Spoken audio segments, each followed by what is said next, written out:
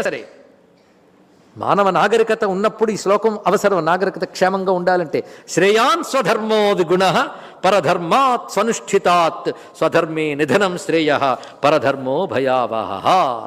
ఇది బాగా తెలుసుకో.